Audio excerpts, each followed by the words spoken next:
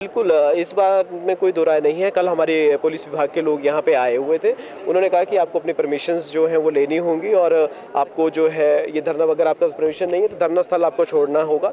हमने उन्हें जो है एप्लीकेशन जो हमने डिपार्टमेंट एडीएम साहब को जो एप्लीकेशंस हमने दी हैं उसमें क्लियरली मेंशन है, डायरी डिस्पैच नंबर उस पर लगा हुआ है। उस पर 7 से 3 दिन हमने 10 तारीख तक की हमने परमिशन मांगी थी, लेकिन उनकी तरफ से कोई रिटर्न में हमारे पास नहीं आया। लेकिन हम यही मान के चलते जब उनकी तरफ से कोई डिनाइल भी नहीं आया तो डेफिनेटली हम उसको जो है पॉजिटिव वे में लेके चले कि जब कोई डिनाइल नहीं आया तो हम उसको कंटिन्यू कर रहे हैं, हमारा प्रदर्शन कंटिन्यू रहेगा। और ये प्रदर्शन जो है किसी भी तरीके से बंद होने वाला नहीं है, ना ये किसी दबाव में बंद होगा, क्योंकि हम जो है बाबा भीमराव अंबेडकर जी की मूर्ति के नीचे बैठे हुए संवैधानिक तरीके से अपनी बात रख रहे हैं और उनके नक्शे कदम पर चलते हुए किसी भी प्रकार का यहाँ पे असंवैधानिक तरीका जो है हमने नहीं अपनाया है, ना कोई हम उबर हुए हैं। और हम तो साथ के साथ हमारे साथ आप देख रहे हैं ई टैक्सी वालों का जो कार्यक्रम चल रहा है, यहाँ पे ई टैक्सी का विमोचन होना है। हम लोग तो और लोगों को भी कोऑपरेट करने के लिए बात कर रहे हैं। हमने तो उनको टेबल चेयर और जो हमारे गद्दे, हम सब चीज़ों में के लिए कोऑपरेट करने को तैयार हैं। हम प्रशासन की मजबूरियाँ समझते हैं, प्रशासन के अधिकारियों की हम बात को समझते हैं कि वो उनका कहना अपनी जगह सही है,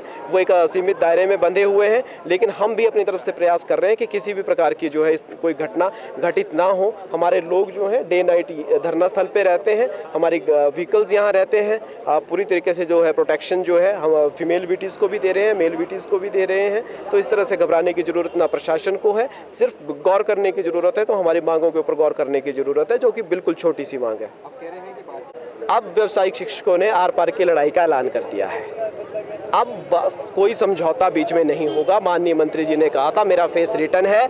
अब हम उनके चेहरे की तरफ देख रहे हैं कि वो उनके ऑफिस से कब रिटर्न में हमारे पास नोटिफिकेशन आती है, जिसको हम जो है अपने व्यावसायिक शिक्षकों के साथ साझा करें और हम लोग जो है सरकार का धन्यवाद करेंगे और खुशी खुशी घरों को जाएंगे। अदरवाइज कंपनियों के अधीन काम करने के लिए अब यहाँ पर बैठे हुए 2174 व्यावसायिक शिक्षक बिल्कुल भी तैयार नहीं है।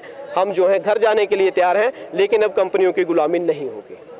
देखिए, बातचीत करके ही किसी चीज़ का हल निकाला जा सकता है। शिक्षक हमेशा जो है सकारात्मक सोच के साथ ही आगे बढ़ते हैं। हम जो है कोई उग्र आंदोलन करने के लिए यहाँ नहीं आए हैं। हम चाह रहे हैं कि डायलॉग्स का जो प्रोसेस है वो शुरू हो।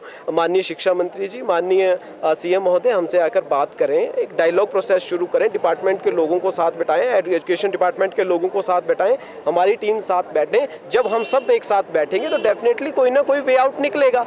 बातचीत ना करना, अपने लोगों के साथ नहीं मिलना और ये कह देना कि ये सेंटर का प्रोजेक्ट है, सेंटर की कंपनियां, उन चीज़ों से भी हम मानते हैं कि वो सही बात कही उन्होंने कि सेंटर का प्रोजेक्ट है, सेंटर की कंपनीज है। लेकिन हम साथ में साथ ये भी तो कह रहे हैं कि पड़ोसी राज्य भी तो जो हरियाणा है वो भी तो भारत का ही हिस्सा है। जब वहाँ पे कंपनियों को बाहर निकाला जा सकता है, वहाँ पे जो है वो अच्छी प्रॉपर तरीके से सैलरी दी जा सकती है, इंक्रीमेंट दी जा सकती है, तो हिमाचल में क्या समस्या है?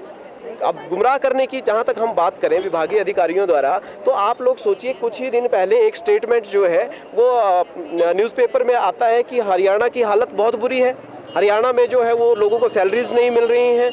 और उसी चीज़ को देखते हुए वो न्यूज़ हरियाणा के हमारे जो व्यावसायिक शिक्षक साथी हैं वहाँ तक पहुँची। उसके बाद वहाँ के पदाधिकारी हमारे बीच में आते हैं और वो उसका खंडन करते हैं। वो बताते हैं कि हमारे हरियाणा में तो जो है वो स्टार्टअप योजना शुरू की गई, जो व्यावसायिक शिक्षक हैं, शिक्षा ग्रहण करके जो छात्र जा रहे हैं उसके लिए तो हरियाणा सरकार ने जो है वो स्टार्टअप योजना शुरू की। वो तो 5 लाख रुपये पर व्यावसायिक शिक्षक वहाँ देने के लिए तैयार है, छात्रों को देने के लिए तैयार है। उनके सैलरीज में अभी इजाफा हुआ है, उसकी नोटिफिकेशन उन्होंने हमारे साथ दिखाई है।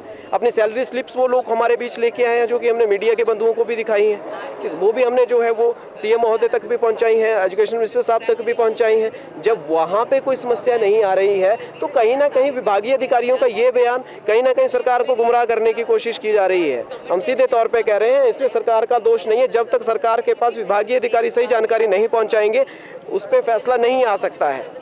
सीएम महोदय हर चीज़ को स्टडी नहीं कर सकते हैं। माननीय शिक्षा मंत्री जी बहुत बड़ा डिपार्टमेंट रहता है, हर चीज़ को खुद स्टडी नहीं कर सकते। उसको स्टडी करने के लिए विभागीय अधिकारी बैठे हुए हैं।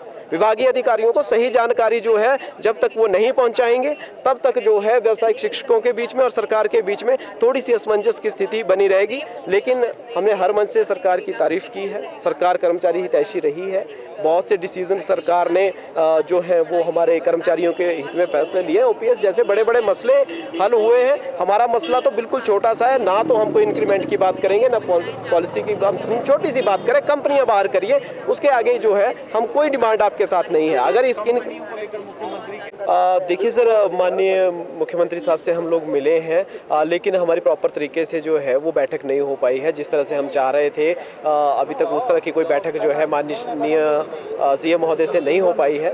उन्होंने कहा है, अभी कल का जो उनका बयान आया है, उन्होंने कहा है कि जैसे मैं वापस आऊँगा तो मैं वार्ता करूँगा। तो हमें उम्मीद है कि सरकार आने वाले दिनों में वार्ता करेगी। लेकिन अभी तक जिस तरह से हमारे माननीय सीएम महोदय का बयान आया है या हमारे शिक्षा विभाग की तरफ से कोई बयान जारी हो रहे हैं, उसमें कहीं ना कहीं ये नज़र आता है कि कहीं ना कहीं विभागीय अधिकारियों द्वारा जो है वो सही जानकारी जो है वो सीएम महोदय तक, माननीय एजुकेशन मिनिस्टर महोदय तक जो है वो सही जानकारी जो है उन्हें उपलब्ध नहीं करवाई जा रही है। क्योंकि हमारा जितना बड़ा मसला नहीं है, जितना बड़ा इसको बनाया जा रहा है, जितना बड़ा इसको दिखाया जा रहा है, हमारी डिमांड्स जो है बहुत छोटे लेवल की डिमांड्स हैं। हम लोग कोई ज़्यादा बड़ी डिमांड नहीं कर रहे हैं। हम तो कंपनीज को बाहर करने की मांग कर रहे हैं। हम लोग कोई एक्स्ट्रा सैलरी की बात नहीं कर रहे हैं, हम कोई एक्स्ट्रा बेनिफिट्स की बात नहीं कर रहे हैं, पेंशन की बात नहीं कर रहे हैं, कोई रेगुलर सर्विसेज की बात नहीं कर रहे हैं। हम सिर्फ इतनी सी बात कह रहे हैं कि सेंटर से जो पैसा आ रहा है सीधे तौर पर हमें दिया जाए, और जो 8-10 करोड़ रुपए कंपनियों को दिया जा रहा है उस पैसे का दुरुपयोग जो है वो आम आदमी का पैसा है, लोकल टैक्स पेयर का पैसा है, तो उस पैसे का दुरुपयोग नहीं होना चाहिए। सरकार विभाग उसको अपने पास रखे, और जो सैलरी रिलीज आपको आने वाले टाइम में व्यावसायिक शिक्षकों की करनी है तो उसी पैसे को जो है चैनल में लाकर आप जो है हमारी सैलरीज जो है रिलीज कर सकते हैं। अब व्यावसायिक शिक्षकों ने आर पार की लड़ाई का ऐलान कर दिया है। अब बस कोई समझौता बीच में नहीं होगा। माननीय मंत्री जी ने कहा था मेरा फेस रिटर्न है। अब हम उनके चेहरे की तरफ देख रहे हैं कि वो उनके ऑफिस से कब रिटर्न में हमारे पास नोटिफिकेशन आती है, जिसको हम जो है अपने व्यावसायिक शिक्षकों के साथ साझा करें, और हम लोग जो है सरकार का धन्यवाद करेंगे और खुशी खुशी घरों को जाएंगे। अदरवाइज कंपनियों के अधीन काम करने के लिए अब यहाँ पर बैठे हुए 2174 व्यावसायिक शिक्षक बिल्कुल भी तैयार नहीं है। हम जो है घर जाने के लिए तैयार हैं, लेकिन अब कंपनियों की गुलामी नहीं होगी।